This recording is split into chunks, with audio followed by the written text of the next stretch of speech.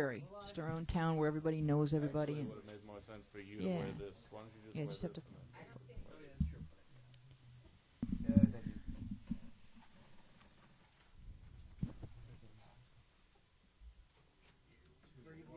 Wear 'em cool. Our place, where we can dream and share it. Our place, you'll find a friend to care. Woo! We are that friend who cares. We are Our Place Out Loud. I am your lovely and captivating host, Louise Palanker, here with a panel of wise and wonderful teens. Some of them are actually post-teen because they're that wise and that wonderful. We've got Kiamute, Montana, Ryan, Nico, Danny, and Tyler is in the studio with us tonight. Tyler, of course, is with his world-famous rock and roll jazz, what are the fusion outfit ensemble combo called Attic Empire. So Tyler is here, and he will burst into song at any moment.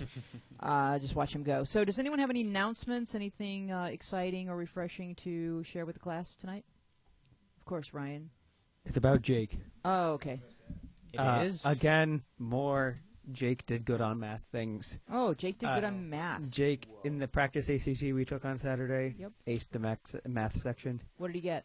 36 out of 36. So then, It's not 36 questions, though. It's just out of 36 so what it points. is once again, it's proving my theory that this test does not accurately measure the breadth and depth of Jake's knowledge, because it means if he got a 36 that he could have gotten a 96. They just didn't give him enough of a challenge. That's correct. He got 100%, but easily had the potential to get 900%. So was it Cinchi, Jake? The problem is that, like, I'm currently taking AP Calculus, Right. And next year I'll have run out of math classes to take. I'll have to take even another college-level math course, and it would be unfair to have a test for everyone that was based on college-level math.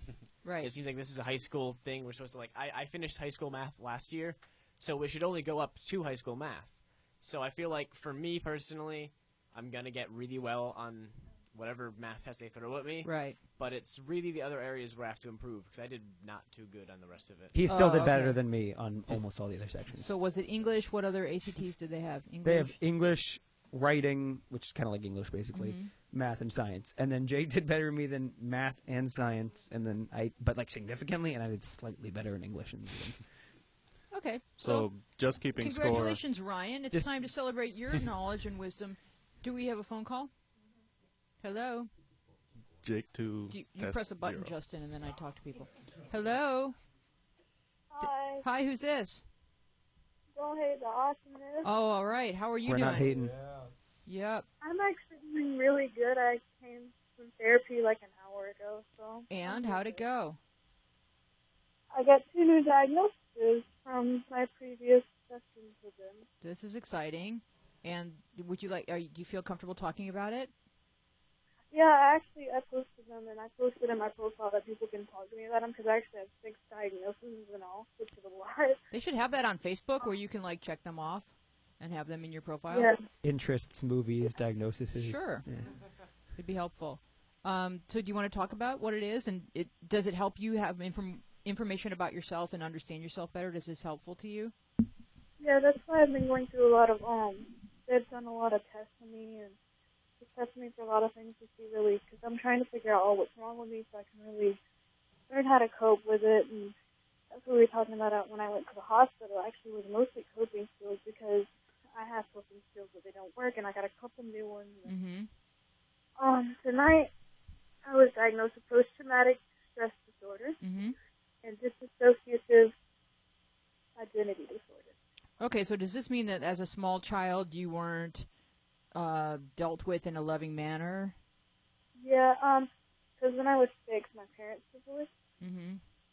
And what happened, what I was understanding from my therapist is I developed several different identities, like different parts of me to help me cope with it. Oh, wow. But as I grew older, they didn't actually mesh together properly like most people do. So I have many different personalities, and that actually explains why I hear voices sometimes because,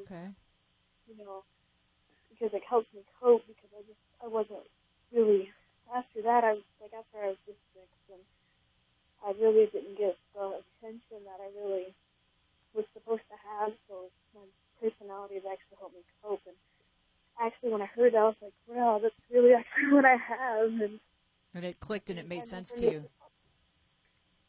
Yeah, and post-traumatic stress actually is like a branch of the dissociative. So And they often go together. yeah, and I also have borderline personality disorder, hmm bipolar, and OCD, and severe chronic depression.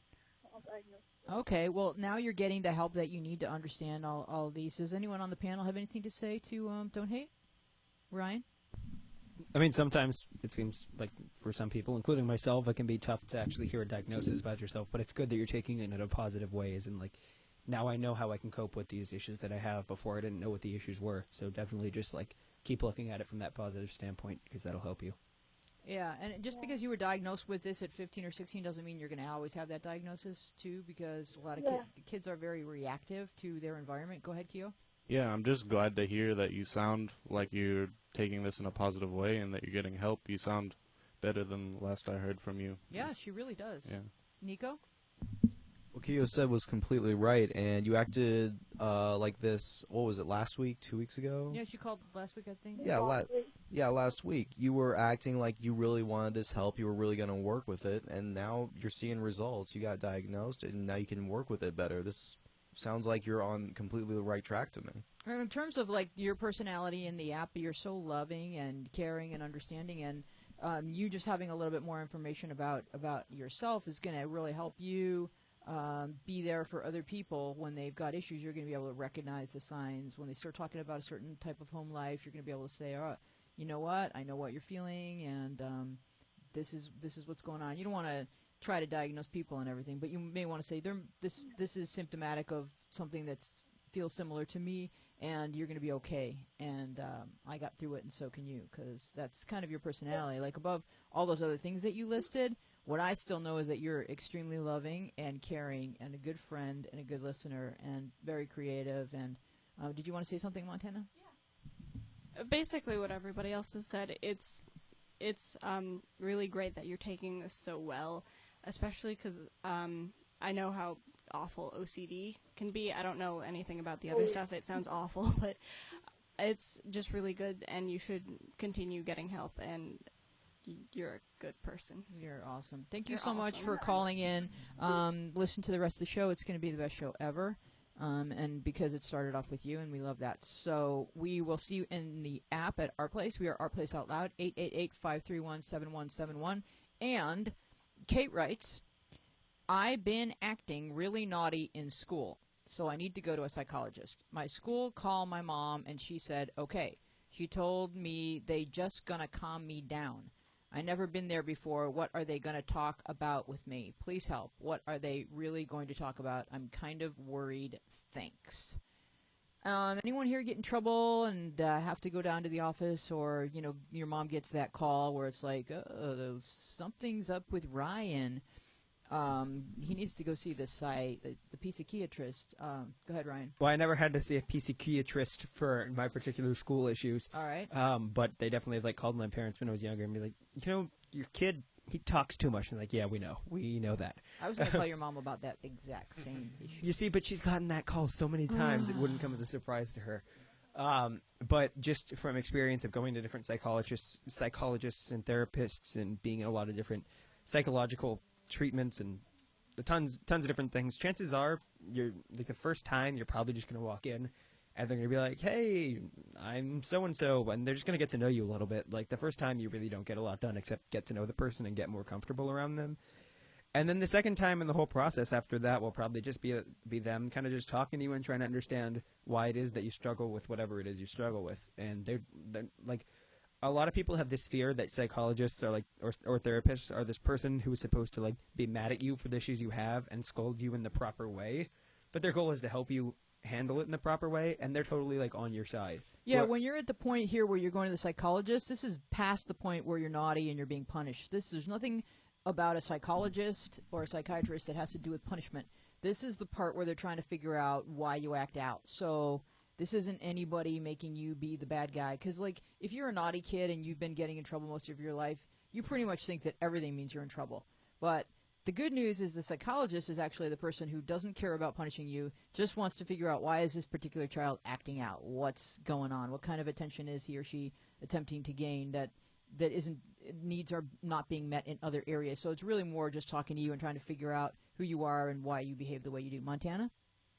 Yeah, honestly, because, like, therapists and psychologists, they're sort of the only people you can actually, like, tell everything to, and then they just don't really care because they're paid to help you, and it doesn't really matter to them. They're not going to, like, most of the time they can't even legally tell your parents or tell other people unless it's, like, endangering your or their lives. Right. So it's pretty safe, and they're just gonna talk to you like, why are you doing this, and try to help you through it so you don't have to get in trouble as much. Yeah, in fact, they don't even, this is not the punitive phase, this is the therapeutic phase, so there's a lot of, They just kind of like say about most of what you say. And But- you're like, what is she thinking? I've experienced that that's like the worst type of like help you can get, at least for me. Because for me, when people are just like, I'm like, that didn't help me. I'm left with the same knowledge I had before you said, Like, Yeah, I didn't And learn they anything. think they're helping, and they're not. They're just like,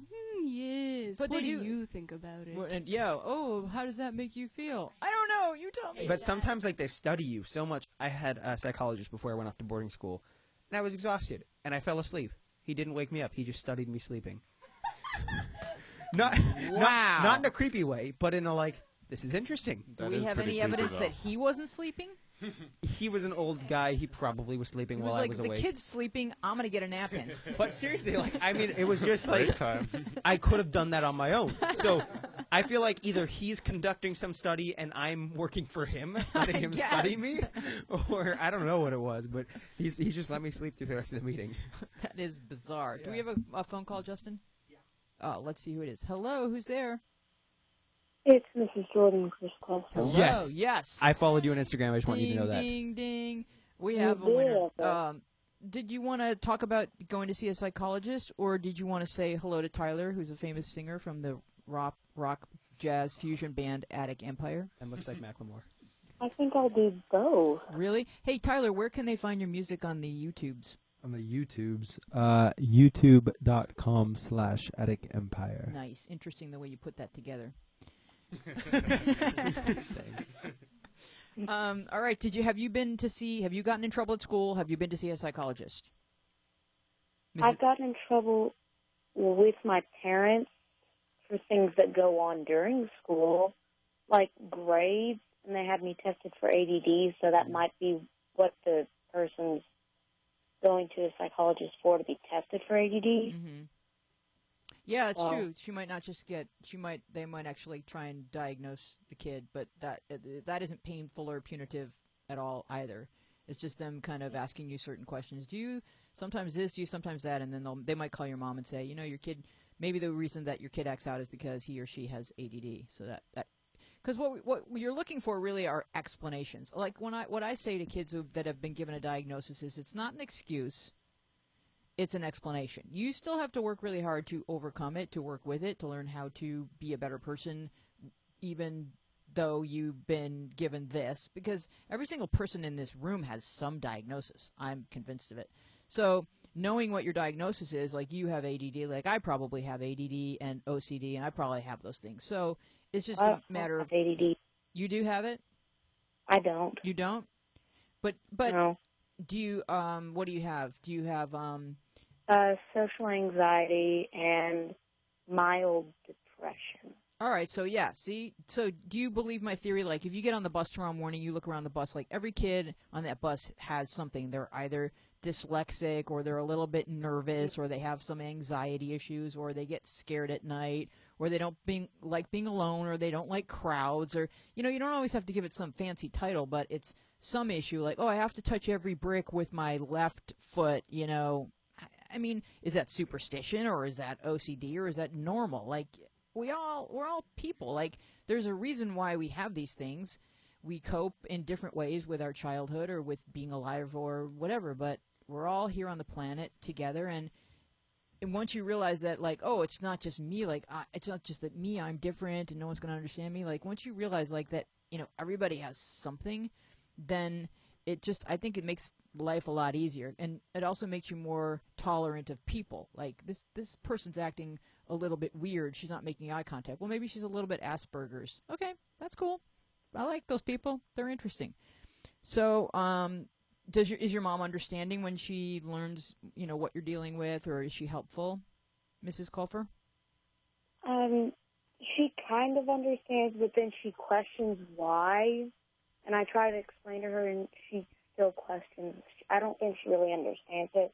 Do you think that? I think sometimes parents worry that, she inherited it from me, so I'm going to pretend she doesn't have it because I don't want to be the person to blame. I don't want it to be my fault, so they'll try and pretend you don't have it, Kyo? I'm sure that happens, yeah. I also think that sometimes people will try and ask why to help somebody, like, if they're having a problem with something, like if they care too much about what other people think, and then someone else might try and say, why do you care about that? Because sometimes people just don't realize, I don't need to worry about that. That's not even, but it just doesn't occur to them. Mm-hmm. Very Socratic. Yeah. Yeah. But I think also sometimes people just don't understand and are really just asking why, so. Yeah. All right, thank you so much for calling, Mrs. Colfer. We are at 888. By the way, yes. My sister says hello. Pardon me? My sister says hello. Oh, hello to your sister. Hey. To Chris Colfer's sister-in-law. Yeah. We are at 888-531-7171. This comes in from the screen name I Want Food. Me too. Interesting. Okay, so I just looked up the song lyrics for... Oh, this is the most interesting question. I had to put it in here.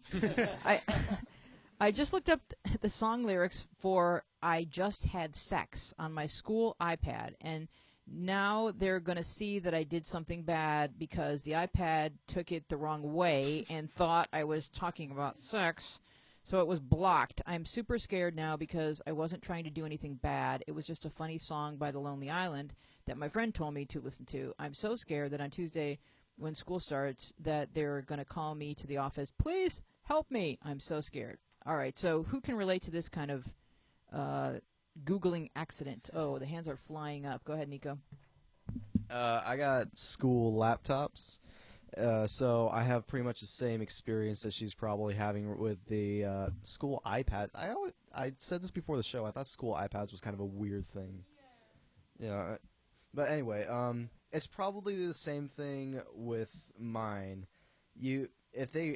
They're really not going to care if you make one Google search about I just had sex. I did the same thing, and I think I got blocked from a website too. But the same lyrics? Yeah, the same lyrics. These Lonely Island people must be held accountable. Exactly. So, really, if they do call you in, just explain your side of the story. Just say, hey, there was this funny song called I Just Had Sex, and I wanted to listen to it. They're definitely just going to hear you out. How much do you want to bet that she's not the first kid to Google that song if that song is popular? Yeah. Yeah, she's going to be fine with this. There's really nothing to worry about here. Yeah. So who has seen the song, and what is the song about, and why does it have that title? Montana? I just had sex. Oh. All right. So it's a celebration. Yeah, it's pretty much just a celebration. It's just like, hey guys, I just had sex. Everybody celebrate with me. Yeah. Such a funny song. So is it like that joke where this guy goes to confession and he's like 90 and he says, I just had sex with a 25-year-old, and the priest says, oh well, if you had sex outside of marriage, you can say 10 Hail Marys, and the guy goes, that's okay, I don't really need to say that, I'm Jewish. Well, what are you doing in confessional? Well, I'm telling everyone. Kind of like that, yeah. And there's also a part of it where they're just like saying like, I don't know, yeah, it's I would too if I were 90, honestly. I didn't tell the joke right, but you get the idea. I get it. All yeah. right. So yeah, I mean, honestly, I think we know enough, like, as adults that like don't type the word sex into any search field, like, ever, because someone might need to confiscate your computer and. Yeah, but they're not gonna do anything about it. They're just gonna Well, and if they do something about it, you can just be like, guys, it was lyrics. I didn't try to have internet sex on your computer. It's not that big a deal. Yeah, I mean, at this age, it probably seems like a big deal, but these things tend to seem like just funny things in the past once you get older. And yeah, you shouldn't worry about it too much. You're gonna be able to explain yourself, Ryan. Yeah, no, I was just going to say that, and Jake could probably elaborate on this a little more, but just for the record, when something's blocked on your school computer, it's not like there's a dude who sits behind a computer looking at every search query that comes by and hitting yes or no. Like, it's automatic, so it probably filters out words that have sex or like sentences that have sex in them, and also certain websites that are known that they don't want you on. And so it's like they might not even know that you did it, and it might have just been the computer that filtered it out and blocked it. But I don't know, what do you think? Tyler? I was just saying, I mean, if you were like looking up continually how to build a bomb, then you might be like worried about something like this, but yeah, it's all good. I want to know how to build sex. Every week.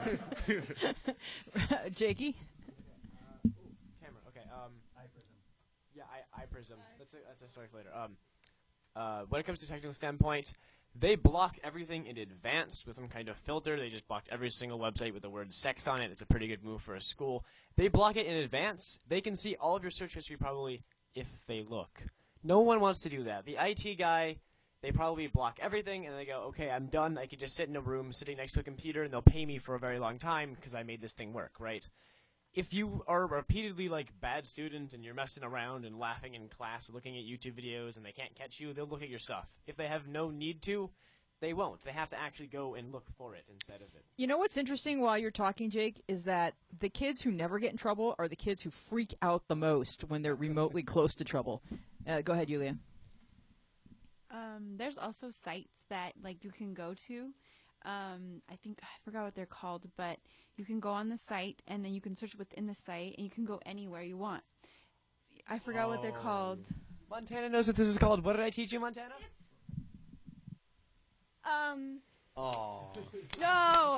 Google is Google. It's Google. It's Google. You heard it. Type sex into Google a bunch. You heard it here. It's the Google. It's not called the Google.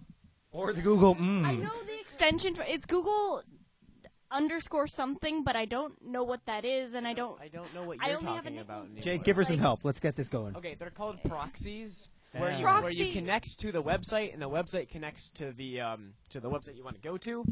So you go through that website, and the school can't block you, because if that website's not blocked, that website can access the whole What internet. are you teaching the children, Jake?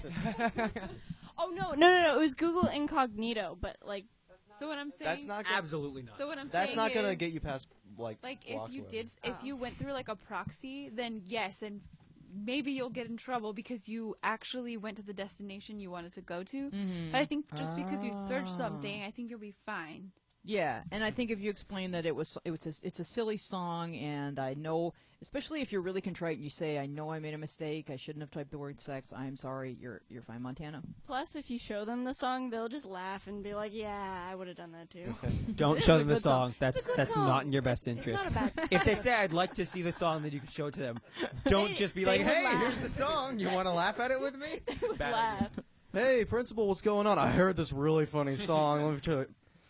You know what's funny is you probably could have gotten away with finding junk in a box. Because there's no curse words in it, and it's worse. I love that song. All right, we are at 888-531-7171. We are Our Place Out Loud here with Kiyomute, Jake, Montana, Ryan, Nico, Danny, and Tyler. And Yulia's here, and a bunch of other really cool people are in the room. We Pan should the cameras and show the phone number at the same time. and show. So they're just looking Pan at you. and show. Or are they still just looking at me? All right, Shade writes, so I realized I liked this girl. And about a week later, she texted me and asked if I liked her. So I told her that I did like her, and then she said that she liked me, too. It's a month later, and we go to the same school, and she just completely ignores me. What do I do? I would just walk up to her and talk to her, but, you know, I have no guts at all. So, yeah. Jakey? My favorite part about this question is that it jumps from "we now know we like each other" to "it is now a month later." There's just nothing that happened between there. It's the most teen thing ever. Yeah, I totally get it. Like probably it's happened to most people where you're like, oh, they like me, I like them, and you go, Now crap, what? now what? Yeah, and then you just don't do anything for a month, and then it's probably over because you haven't spoken to them in a month.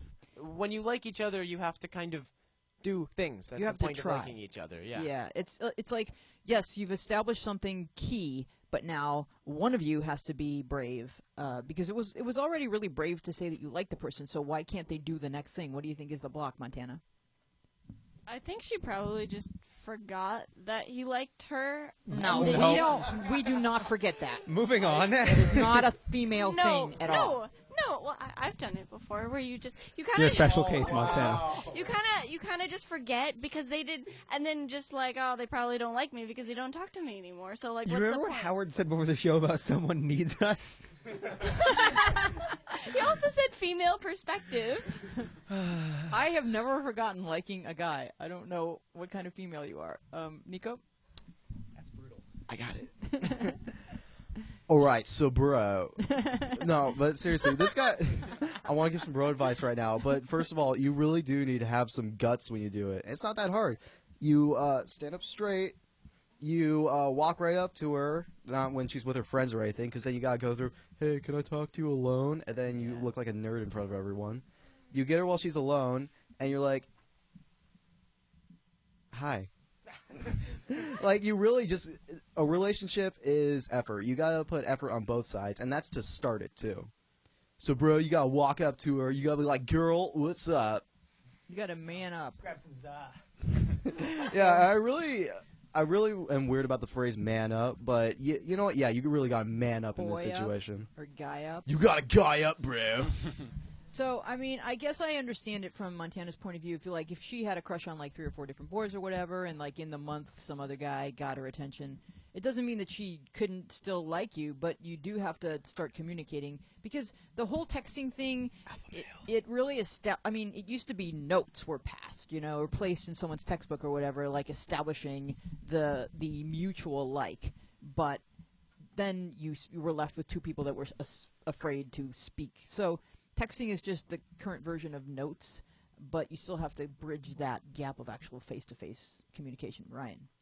Couple things. One, what you just reminded me of. Saw this great Vine, and it was girls before cell phones, and he passed her a note that said, I like you, and then and then she wrote back, check, read, at like 3:48 p.m., like they do on cell phones. Oh, that's funny.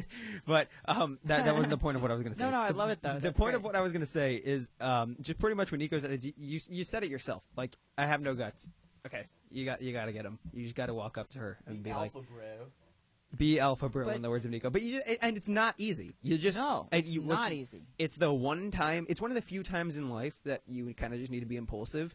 Like, if you just see her walk by and she's by herself, just get up and do it. Like, don't give it too much thought beforehand. Kyo? Yeah, that's basically what I was going to say. Decide right now, okay, next time I see her, maybe next time I see her alone, but even that, you're probably going to, it'll stop you. But say, next time I see her, I'm going to count down from 3 and then go talk to her. Exactly. And a piece of No, go ahead. a piece of advice I got once, which actually took to heart, was like, and it's applicable to a lot of things, not just like relationships. But if you don't ask, you can never hear yes. So right now you're not in a relationship.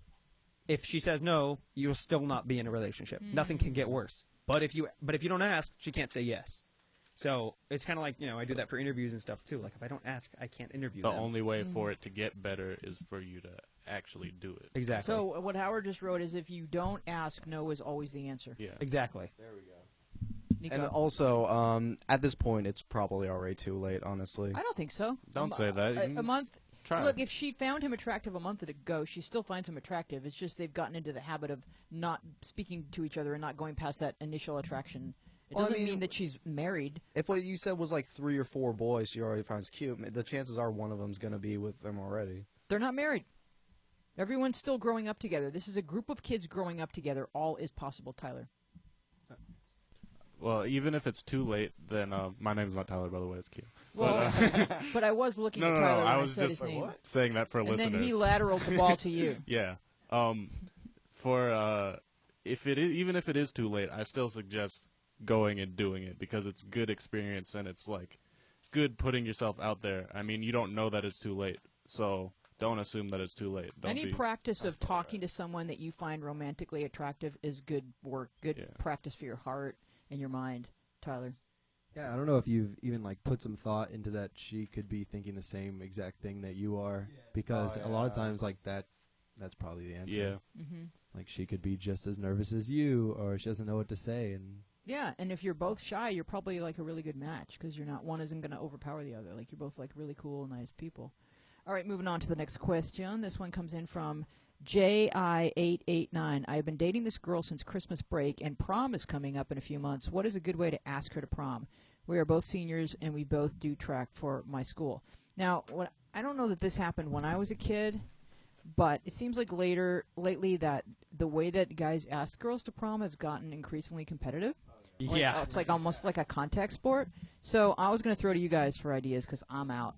Ryan. One thing I would definitely say is you want to do something creative and you want to do something meaningful, but you don't want to do something that's like over the top. And that's just my opinion, but like there are these videos that go viral of people like asking people to prom, and like that's cool, and you think, yeah, that went viral. But to me, that just doesn't seem appealing, and I guess that's open to different interpretation from different people. I just am not going to go that route. Like I'm going to do something creative, like maybe like I don't know. I haven't gotten there yet, but I'm going to do something creative, just not like over the top. What do you think, Keo? I don't know. Oh, that was a Jake who we were pointing to. Or was it Yulia? Jake or Yulia. Jake, what do you think? So, I think Danny went to prom last year, or a couple. Like, I think he has some ideas. Did you ask a girl to prom, Danny? Like in a creative way, or didn't some girl ask you? She was foreign exchange, so I asked her in her language. But it was like a big poster. Oh, that's smart. Yeah. That's smart. Yeah. Thank you, Google Translate. I like that we got Danny speaking on the show a little bit more. Yeah, you have to directly ask Danny a question, and and he's good when. Baby steps, we're getting. That's there. something that Yulia, that's your job. Directly ask Danny a question. But Keo, go ahead. This is, something my friend did because he was an artist and he still is an artist, and he at the time he was making like these cardboard box like figurine type things. Like they were little cute characters that had square heads and cardboard, and he was doing it for like his classes, but then he did one for prom and put it in the girls' locker, and it was like that. So you could do something that you're like try and incorporate something that you're interested in Or that you're already good at. Yeah. Mm-hmm. I think it should involve livestock. It's a personal taste of mine. Montana. So last year my boyfriend asked me to prom, and it wasn't like the whole big gaudy thing, but he knows I really, really like food. So he made me like a fake fortune cookie out of some sort of dough-ish. And he put like a fortune in it, but I got really excited and I swallowed half the fortune. Whoa. Wait, I thought Danny did that. No, he stole the idea. He stole the idea. Not the swallowing of the fortune cookie and the fortune, but the making the fortune cookie. And then I only got half the fortune, and it was really weird. And I'm like, what are you asking me? And then he was just like, prom. And then I was like looking in my mouth, and I was like, yes. It was gross, but it was cute too, because it was good food. But don't do that. Nico. At my school, the teachers are pretty lenient about kids coming in during class, and some of those kids have money to burn. So I was in gym class one day, and this kid comes in with this huge assortment, like as big as Tyler, basically. It was like of like roses and balloons. Whoa. And he asked in front of the entire class, and it's like, I thought that was really like, I don't know. I felt like part of me was like, okay, she's a little bit pressured now. Yeah, like how do you say no? Exactly. How do you say no to that? So That would make the most viral video ever. If someone had this elaborate thing and the girl was like, yeah, no. It's like at least at the least, Yeah. don't put her in a position. One of Nico's voices. Hey, girl, you want to go to the prom with me? We gotta hear the no. I mean, how could they resist? Now. Like, oh, I'm sorry. Like now. Did But- you go to prom, Tyler? Yeah. Was there I was elaborate gonna way? say, like, add Yeah. on to what he was saying. Yeah. One of my good friends is a girl. She got asked by some random guy. They never really talked, but he did it in front of everyone at school, and so she was kind of forced to say yes. Oh, wow. And then they had a terrible time. Oh no. And he was just kind of like left with like all alone while she was out with her friends. I feel like if you're in that position, like situation, then you should say yes, but then later be like, yeah, I don't want to do that. I only said that because it was in front of everyone. Wow. So do it in kind of a private setting, if possible. Make it creative, somewhere. make it special, but Make it between the two of you. Yeah. yes, yeah. Not too public. Ryan? What do you think, Ryan? Yeah, well, our school kind of had to crunch down on people asking other people things like that at like our morning meeting, because we have one like every day except Thursday before school. The school just kind of gets together. And also, like, they cracked down on a lot of stuff because it was taking a long time. But in my freshman year, before, they were really like, yeah, you can't do any of that stuff. There was 2 kids in the like little like speech, like law and order speech class thing, and the guy went to the teacher and asked him to assign them like all the groups a small little project that they were going to present at morning meeting, and their group was just going to go first, even though no one else was doing it. And so he had to like interrogate her, and then at the end he was like, "Is it true that you will be going to prom with me like next week?" And she was like, "What? Oh, yeah." And then So it was like mock trial? Yeah, exactly. Yeah. But she didn't. She thought she was actually like a part of the mock trial, and then it was just him asking her to prom. Oh, that's really cute. See, I like that. Yeah. Because it's just cute and it's creative, but it's not like so elaborately crazy. What I'll leave you with: tearaway pants. Always works. Oh, wow. Don't do that. All right. So let's see. We're going to go on to. We're going to do our little bit of thread theater because it's awesome. But first, we're going to see who's on the phone. Oh, Maddie's prom crush. Okay. Hi, Maddie. Hi, Weezy. How are you? Good. How are you? Oh, Great, come on. thanks. You know you're excited. Sorry. Let me make that more emphasized. Oh, my God. They're teaming up. Maddie, say hi to Tyler. Tyler's in the studio with us tonight. Hi. What Hi, up? Maddie. That was your cue to say, Maddie is. Is that what we're doing? Yeah. Maddie's usually with us on the panel. That's why the kids are making fun of Hi, her. Maddie. Hi, Maddie. We miss What's you, up? Maddie. You can tell how much they love me from those noises they're making. Oh, yeah. Oh, yeah. In fact, there's like a giant banner that says "I miss you, Maddie," like over Ryan's head right now. He was Oh my wearing gosh. he was wearing it in Thanks, hat form Ryan. later, but it became unwieldy and heavy, and it was giving him neck pain. So did you have a prom question? I did, actually. I wanted to comment on the whole prom thing that was going on. Excellent. A family friend of mine, actually, her boyfriend asked her to prom by getting the whole track team to write, like PROM, like on 4 different guys. That's a small And track he has team. a question mark on him, and then, like, they all ran into her class. Oh, cute. Did she? And say, it was really cute. and then she said no. No, she said yes. Oh, she said yes. Okay. And then she said no. That is really cute. All right. Well, thank you very much for calling in. We miss you. When are when are you coming back? Hopefully somewhere around, like, first, second week of May. Oh, okay. Well, learn a lot and grow as a person. We're going to do Thread Theater, so stay tuned. Okay, I It's will. going to be really exciting. All right, Maddie, we love you. All Goodbye. right, bye. All right, so Thread Theater starts with the first Thread Theater is called Instagram Threats. I just thought this was interesting, so I grabbed it as a Thread Theater because the kids had very, very different responses to this. Watermelon Girl responded the way I would have, and I want to see what you guys think. So we're just going to go around the room. We'll start with you, Keo. Curtain up on Thread Theater, Instagram Threats activist. Some people on Instagram set suicide dates, but if enough people reblog and edit, they may then reconsider. I made a whole new account just so I could reblog those things.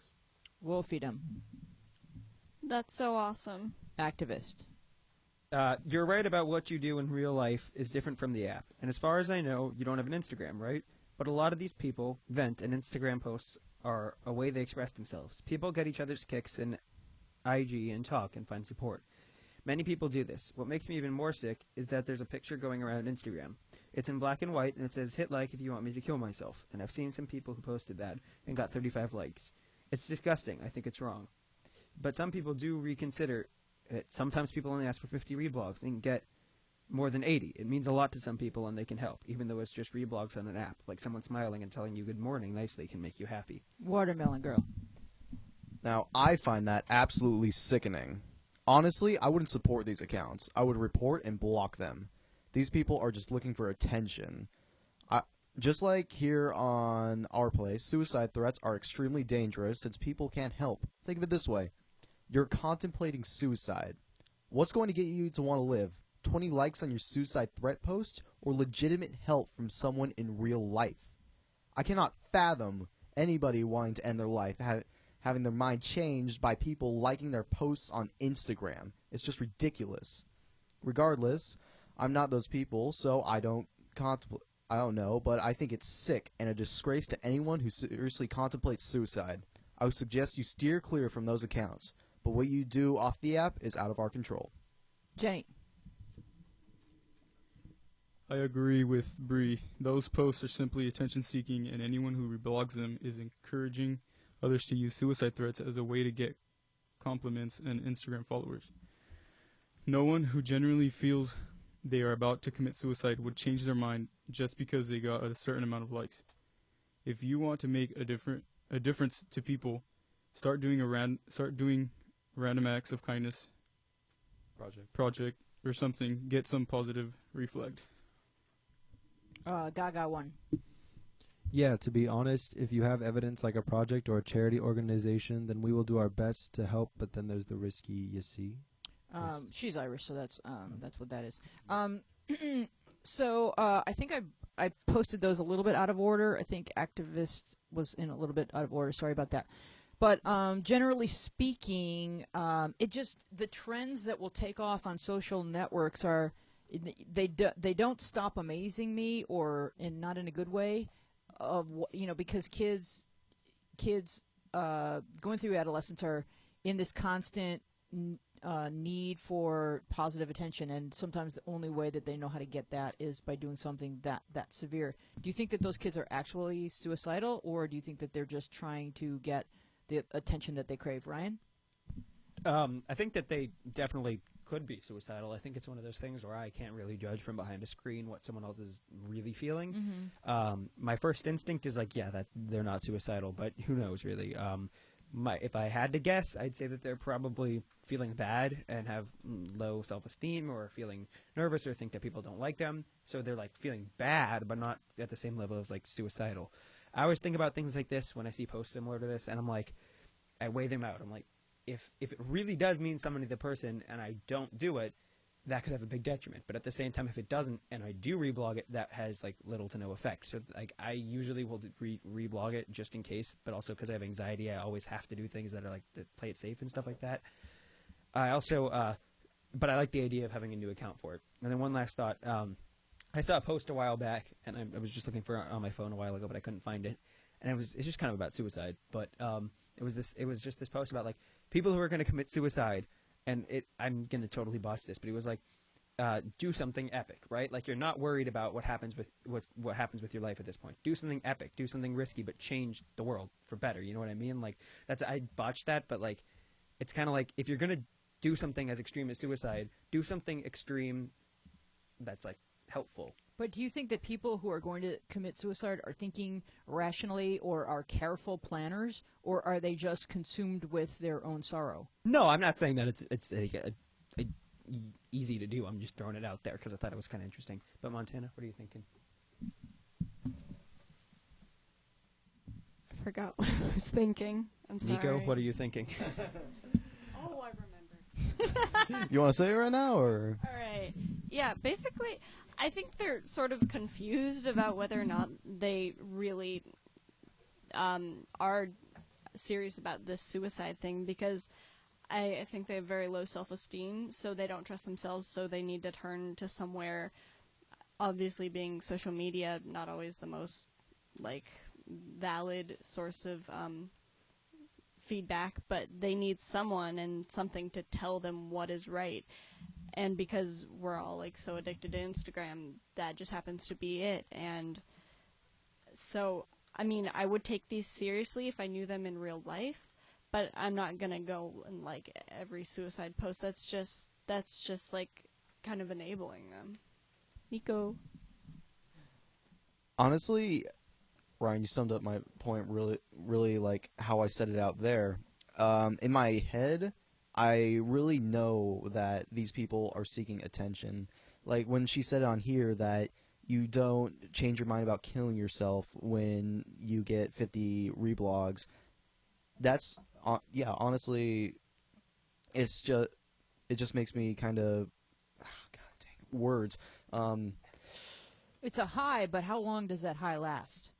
Oh, I think these people are really seeking attention most of the time. But then in my heart, I'm thinking, okay, what if there's that person out there who really is feeling this way and needs that?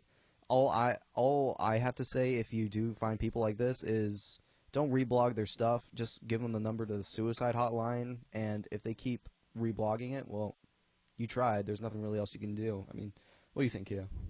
I have basically the same sentiment. I mean, what I think about, or what I've been thinking about, is what if somebody came up to me and said, "Hey, give me $1, I'm gonna kill myself," and what would I do, basically? And I mean, it's hard to put myself in that situation because that would be so bizarre, but I don't know. I would probably give them $1. It's not a big deal to me, but at the same time, I don't think that that person is gonna kill themselves because they're just asking for $1, and it's like they're not. That's not enough to stop someone. It's like using the threat of murder to get what you want, Yeah. even if the murder is your own murder. Exactly, but it's like. But the sentiment is what if. Yeah. Yeah, yeah. And then if you heard that person died, you would not want to be the person who didn't reblog, and so it's almost like a chain letter. It makes you feel like just out of superstition that you need to behave in this way, and so then you give them what they asked for, even though your heart is saying, like what Nico just said, just post the suicide hotline, and if everyone did that, then they would learn that this is not the way to get attention. If you want attention on Instagram, post something really cool. One that I do is I'll like repost it or share it or whatever, and then I'll just hit hide from friends, so like the post is only visible to me if it's on Facebook or something. That way it shows that it got reblogged, but my friends don't really see it or have to deal with it. All right, we've got a phone call. Hello. Thanks for calling our place. Who's this? It's Kat. Kat? Yep. Hi, honey. What's going on with you? I kind of just left the laptop because it's laggy. So is this all about the suicide posts on Instagram and stuff like that? Yeah, tell us what you think. Okay. I really do think that some of them are definitely suicidal. Mm-hmm. And some of them just want to get another chance at believing that some people do care, even if it's just strangers on the internet. Mm-hmm. So even though it seems like it's kind of flip-floppy for them, for other people, when they look at it, sorry, I'm really, really nervous on the phone. No, you're doing great. So anyway, even though that they have those posts about if you reblog this or repost this, I won't kill myself, it's still the same as someone who really is suicidal. Mm-hmm. Only they just have a little bit of their confidence still there, telling them that they shouldn't do it. Mm-hmm. And if they get but it's still just as serious. If they get what they ask for, do you think that will save their life for a lifetime, or will the pleasure that they receive from the reblog, will that fade once they start to feel sad again about other things in their life that might not be comforting, or their ability to comfort themselves? It really all depends on the person. Like, some of them will forget about it after a while because things get worse, but others might remember that along the way and remember that some people still do care, even if they don't know the person. Mm-hmm. Mm-hmm. All right, that's an excellent point. Keo wants to say something. This is kind of a message to, like, people who do that, who don't really feel suicidal, who are doing it for the attention, because I feel like I keep on thinking of different things, thinking about this, and I think, like, what would I think if I were suicidal and then I saw something like that? I saw somebody say, repost this or I'll kill myself, or I'm suicidal. And I was already thinking suicidal thoughts, but I just hadn't reposted that. Mm-hmm. I would probably say, oh, maybe that'll make me feel better. I'll go and do that. And then I would go and do it. and maybe people would do it, but it would probably not help me, and I would think I would be very disappointed, and it would just make things worse probably. But don't you think it's true that people who do not have a baseline of depression have no frame of reference to gauge how people who are suicidal are feeling? We really don't. We just look at them and go, well, I would never do that. But who are we to say? We don't think or feel the way they think or feel. Tyler? I was gonna say, now hearing more about this now, I have a little sister who's 13, and I've learned through watching her and her friends that social networking can be like pretty dangerous like that. And now when you brought to my attention that it actually could be serious, like I'm actually starting to believe that now, because this is how, especially the younger generation, this new social networking generation, that's how they communicate with each other. That's how they validate themselves. And it's odd for other generations to understand that, but that's all they know. Like for some people, that's what they know. I mean, all my sister friends, if they have problems, they talk online about it. They post it. There's no face-to-face, personal conversations anymore. Right. It's so easy to hide behind this to get your needs met, or to feel like you're getting your needs met, even though it might be really shallow. The need at the moment is met, but not the deeper layers that need to be addressed. Ryan? Definitely, I agree with that. And then also with what Keo was saying about, it could it make it worse if it happens to you? And then I also wanted to add on a little bit to what you said about, would that solve it for 10 minutes or would it solve it for a lifetime? And I think it doesn't matter. I think if you can solve it for 10 minutes, that's better than not solving it for 10 minutes. And ideally, you'd solve it for a lifetime. But as much as that doesn't seem like it's the case, I'd rather help a little than not help. Right, but would it perpetuate what is driving that sense of insecurity? If her next post doesn't get more than 2 likes, is she right back, or even worse than before she posted the suicide threat? It's hard for me to really say that you can be much worse. I mean, having been in a suicidal state, I don't think it's hard to get. I think it's almost impossible to get worse than that. So I would say that if you're at that point, there's not much risk of getting worse. So that's one thing. And then also, there's so many different aspects that go into it, like adding on to what Keo said about could it make it worse. There's also, if you're doing this kind of thing, it also can be an issue because let's say there is a person who really would benefit from this, and Keo says, okay, so you repost it and then you don't get any likes and that's harmful to you. One reason that could be is because there's 50 of these posts and 49 of them don't mean anything. If you're just, it's like the boy who cried wolf, Well, they all probably mean something. I mean, I'm listening to what Kat is saying, and I'm like Tyler. I'm changing my view. Like let's assume they all mean something. I mean, they mean something, but they don't mean like suicidal level things. They mean like I really, really feel a lot of despair, and I need to be told that I'm okay and that you care whether I live or die. That is what they all mean. But I know, but we talk a lot about I talk a lot about clear communication, and I think I talk about it on the show a lot, and like your clear communication can have an influence on other people and the way they handle things.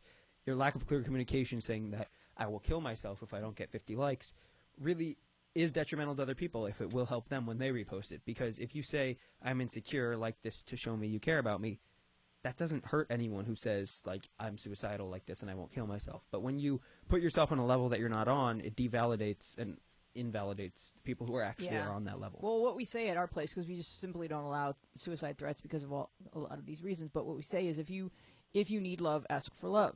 So, but it seems like Instagram is like a harsher environment. If you just went on there and posted, I need love, please double tap, people just be like, oh, God, that's so desperate, right, Kat? So people feel like they have to do something desperate, like say that they're suicidal, more so on Instagram than on our place. Wouldn't you say, Kat? Definitely a lot more on there than on the app. So, yeah, like so they, you have to like take it to the wall, like whereas have you guys heard of the whole Colin's birthday thing on Facebook? So this one, yeah, it's really cool. I mean, it's just like the internet can be so cruel, but then the second that there's a need, the internet can be so kind, and it's like these extremes that are just fascinating to me sociologically. But so there's this woman who said that she wanted to throw her son a birthday party, and he said, "Don't bother, Mom, nobody will come. I don't have any friends." So her son is like 8 or 10 or something like that. So he's not on Facebook yet, and she started this Facebook page for Colin's birthday to just show him how many friends he has in the world, and it's just like blown up, and it's gotten so many likes, like like more than 1 million likes. And Colin, and she keeps writing on the page, please don't. Anyone who knows Colin in real life, please don't mention this because his birthday has not yet come, and he's going to just freak out when he sees how many people in the world care about him and want to be his friend. And when you see the internet working that way, you just want to give the internet a big hug. So there is a lot of good in people. The next step is to host that party for millions of people. Yeah, where are they going to have Colin's party? Like, live stream the party.